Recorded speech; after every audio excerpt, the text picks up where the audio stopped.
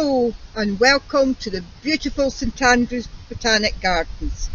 My name's Sheila Kinninmans and I'm a storyteller, and I'm sharing a story with you, one of a series of 4 watery tales that are part of the Scottish Storytelling Centre's Big Scottish Story Ripple. This story is called Living Water.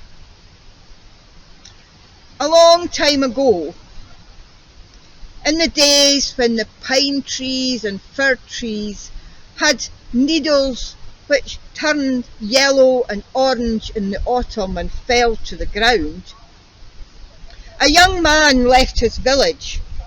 He left his village in search of food.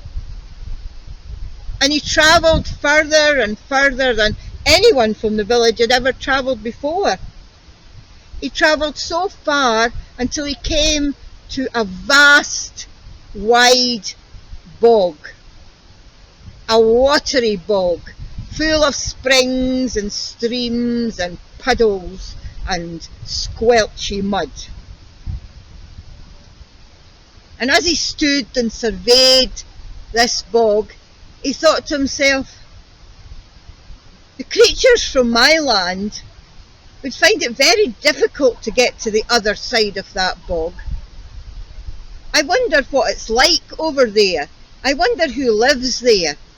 And the more he thought about it, the more curious he got, until at last he decided he would have to go and look. And so he walked quite far back, he took a long run, and he leapt right over the bog and landed on the other side. And when he looked around, he saw, well, the earth was the same, the grass was the same, the plants were the same, the trees were the same, and he thought to himself, that was silly. Why did I travel all this way across here just to find that everything's just the same, no different? And then he saw something. He saw something that made his jaw drop.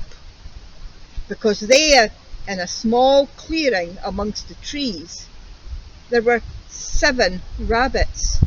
Now, he'd seen plenty of rabbits before, but none like these. Because these 7 rabbits all had saddles on their back and harness round their head. And as he looked in amazement, out of holes in the ground came men, like ordinary men, except they were very, very tiny. They were so tiny that they were the size of the rabbit when his ears were down, but when the rabbit's ears were up, the rabbit was bigger than the men. Well, these little men, the wee folk, asked him who he was. And he told them that he was a hunter who had come from a village way across the other side of the bog. And he said, and who are you? And they said that they were the wee folk.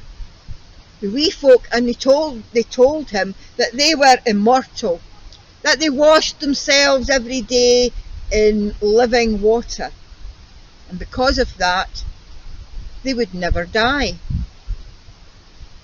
But one of them, an older one with a long beard, came over to the young man and said, did you say you were a hunter? Maybe you could help us. You see, a few weeks ago, a creature came to our land that we've never seen before. We don't know how it got here or where it came from, but it is a terrible creature with terrible claws and big teeth and great big paws. And we're all terrified. In fact, just yesterday, this creature chased one of our people and caught him and hurt him really badly. And he might even die, even though we're supposed to be immortal and never die. So can you help? Can you catch this creature and take it away? Well, the young man said he would try to help. Yes, he would.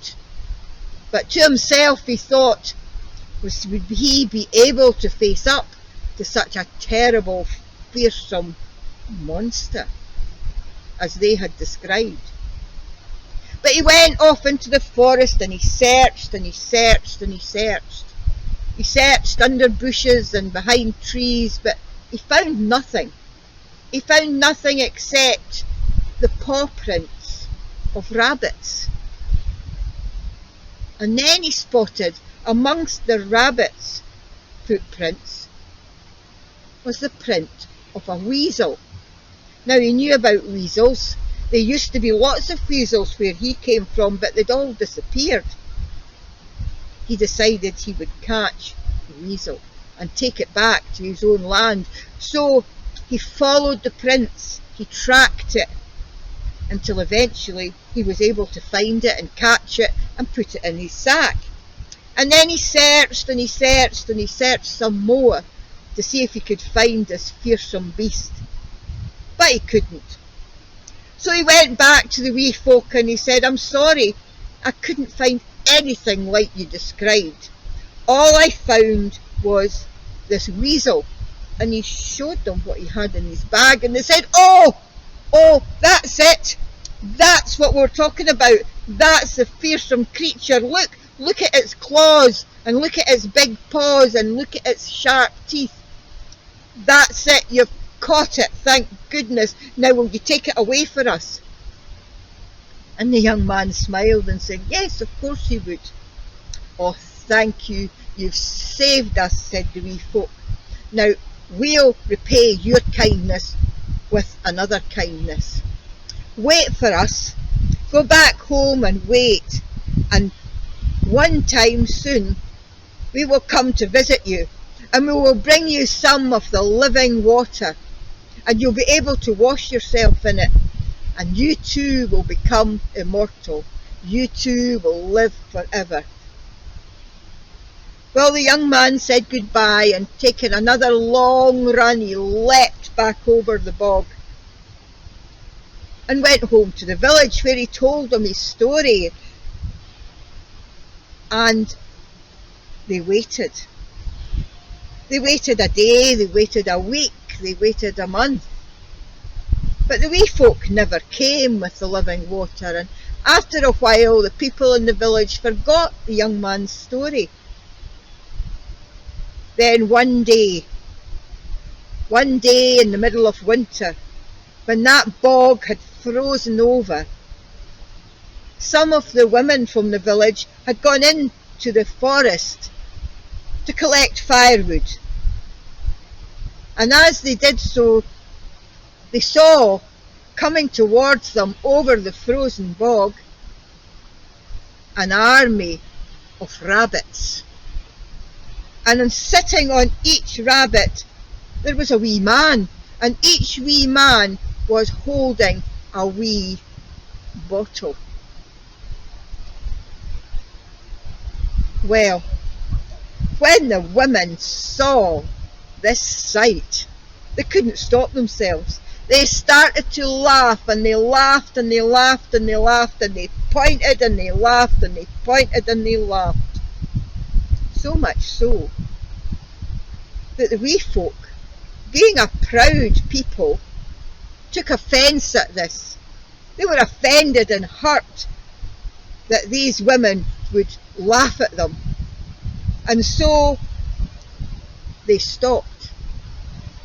And one of them, the oldest one, stood up and shouted something. And when he did, every wee man, every wee person on these rabbits took their bottle. They took the top off and they emptied the bottle onto the ground. And then they turned round and they shot off back across the frozen bog, never to be seen again.